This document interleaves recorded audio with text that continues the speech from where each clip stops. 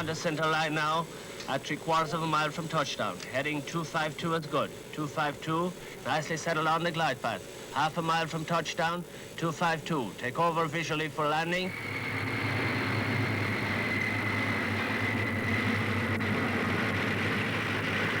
All feelers clear, touch and go. Surface wind 290, magnetic 06 knots.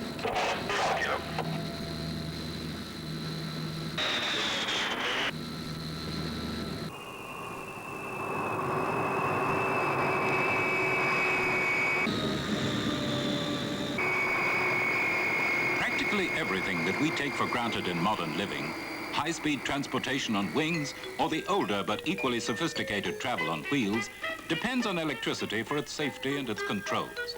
And every day, new ideas for greater safety and higher speeds use more and more power. In industry, the demand for electricity is rising faster than in most European countries, as new industries are established and new technologies are brought into use.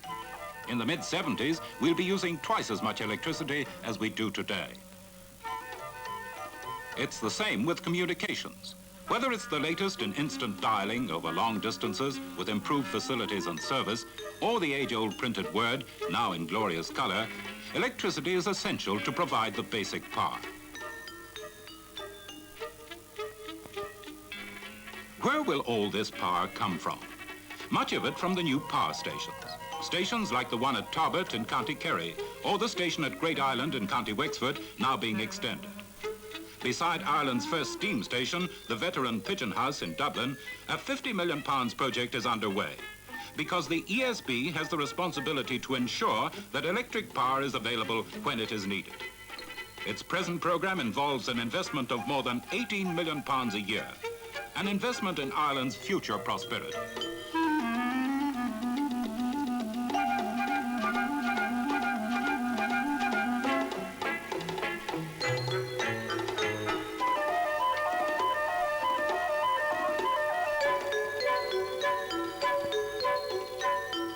In the mountains of nearby County Wicklow, work has started on Ireland's first ever pumped storage hydroelectric plant, which will be built inside a mountain. A station that may be a partner to the nation's first nuclear plant in the 70s.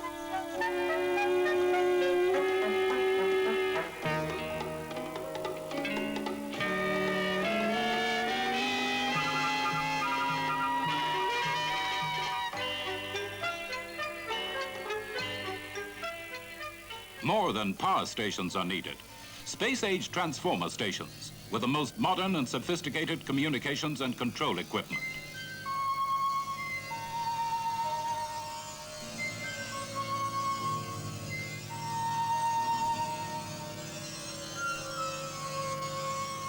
Up-to-the-minute systems to carry power over the national grid. And of course, men.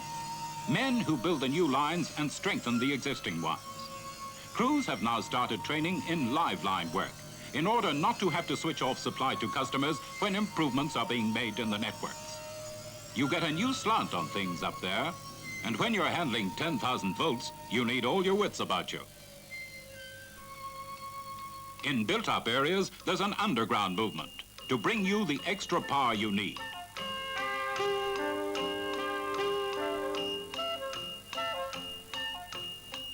For 24 hours every day for 365 days a year, the men in the power stations are working for you to ensure that you will always have the electricity you need.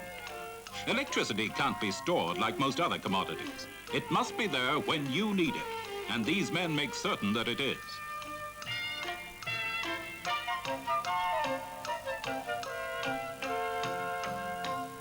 Time of day, weather, and TV programs are some of the factors which affect demand.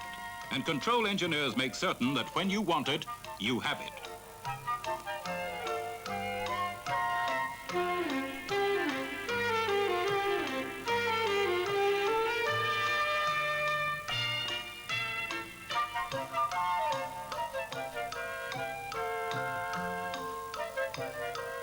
Hello, Rings End.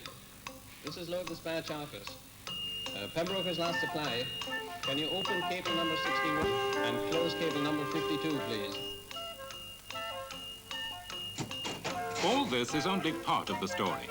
The most important people are the men who will produce the power for tomorrow. Few schools are as exciting as this. With the aid of a simulator, which can reproduce typical faults, a student has to deal with as many emergencies in an hour as he might meet with in his whole life. It's education, not only in technology, but in self-reliance and judgment that's necessary for the job.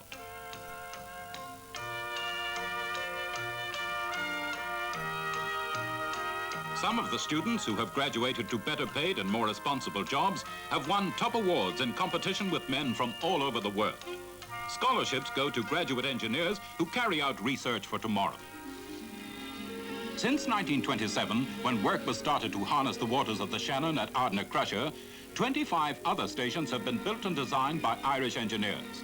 Stations which use cheap water power on the rivers Liffey, Lee, Erne and Clare in Donegal.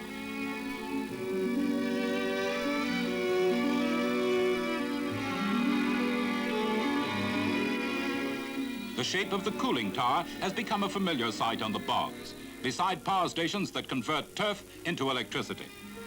As the power stations grew, so did the networks, stretching out across the land to bring the eagerly awaited power to towns and villages at first, and then to more than 300,000 rural homes, where it started a quiet revolution in the whole concept of rural life.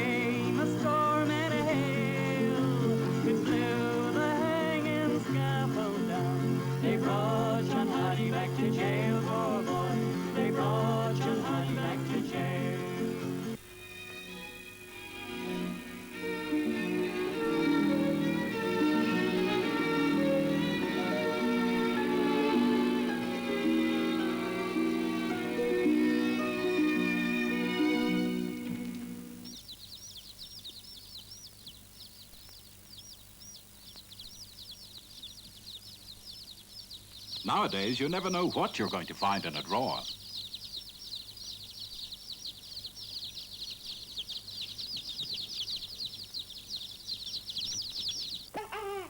And electricity is making this little fellow's early days easier.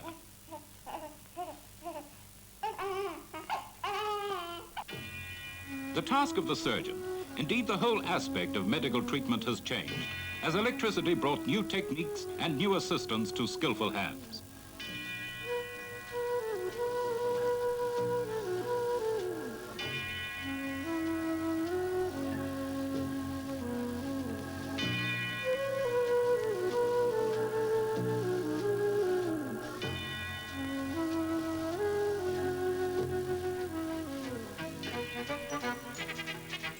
And the lifeblood of industry, too, is power. Power to increase productivity, to earn more, to make a better life.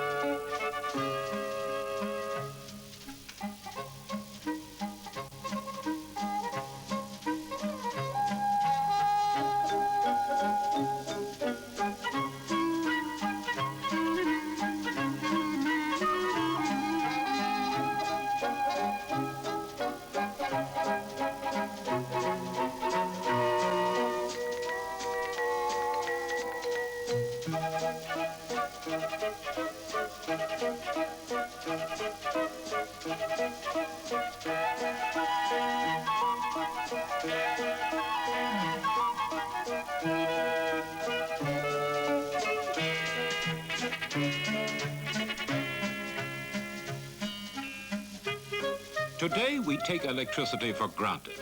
It's almost as important as the air we breathe. Yet we rarely think of the men and the machines who make it.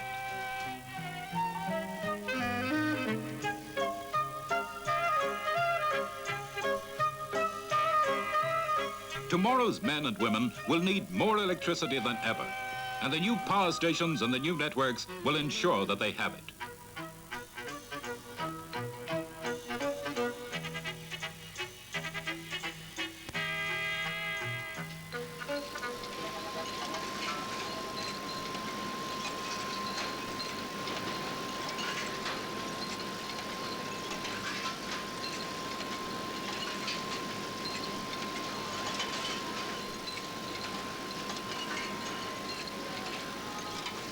Electricity is the lifeline of prosperity. The construction program of today ensures that the nation will have the power it needs for tomorrow.